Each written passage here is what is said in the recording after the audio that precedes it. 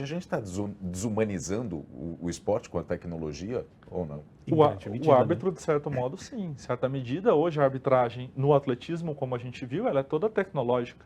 Existe ali o árbitro para ver outras questões, mas quem foi o mais rápido em si, o árbitro vai ver se o atleta, nem se ele saiu antes ou não, se ele queimou, tudo isso é tecnológico.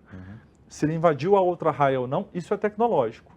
O árbitro ele passa a ter outros papéis, mas a pressão daqueles que acompanham o esporte, seja de torcedores, sejam daqueles que trabalham na preparação muitas vezes, ela desumaniza o papel daquele sujeito que está na arbitragem.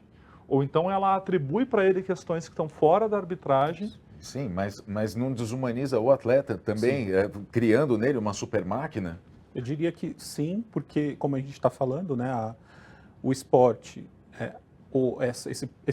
esse sistema cultural, ideológico, ele se desenvolve, tem um autor chamado João Huizinga, no livro Homo Ludens, ele fala sobre isso.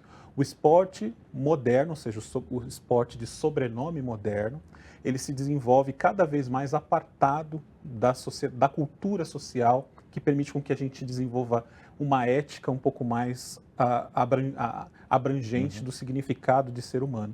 Então, o que acontece, né?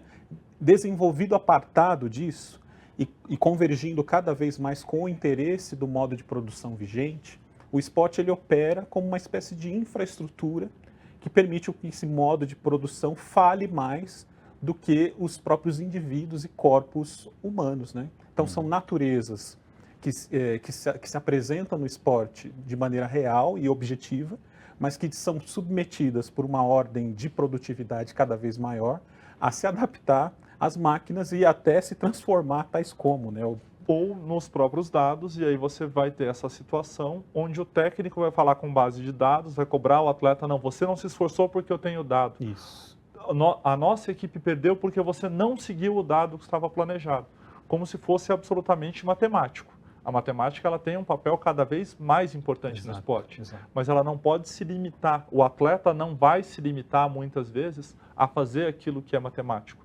Então o atleta de tênis, ele está orientado antes do jogo a jogar daquele modo contra um determinado adversário, se ele não cumpre aquilo, pode chegar um treinador e falar, você perdeu porque você não cumpriu. Será que é essa a única variável?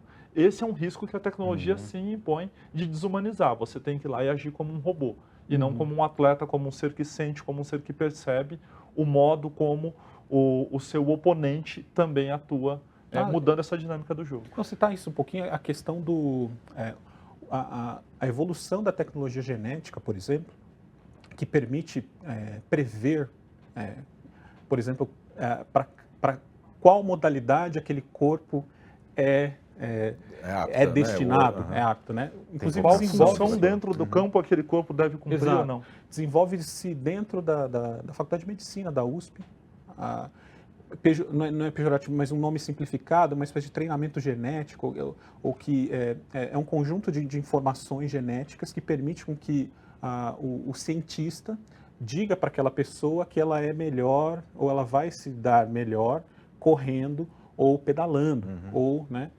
Isso tem implicações éticas, eu diria, perigosíssimas do ponto de vista dessa falsa ideia de que o esporte é uma tecnocracia neutra e alheia, né? Que só as técnicas podem determinar destinos. Eu acho que isso é meio complicado.